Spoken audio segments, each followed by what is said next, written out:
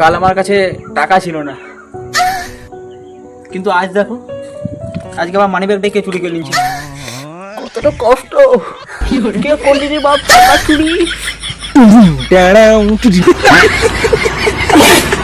হয়তো একদিন নাম কামাবো, না হলে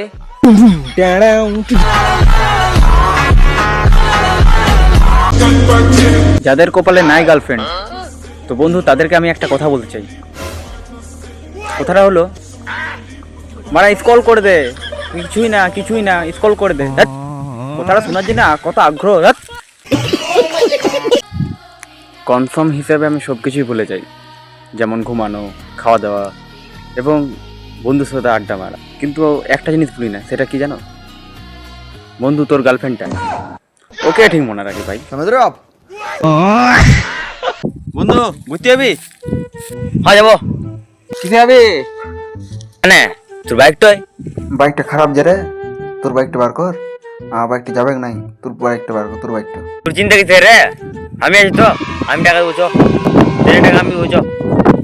তোর চিন্তা কিসের রে? বাইকটা একটু খারাপ হয়েছিল, পাংচার হয়েছিল। চ চ চ চ, আমি এখনই আনছি। দাদা ফোন করছে। হ্যাঁ চ চ চ, এখনই চ চ।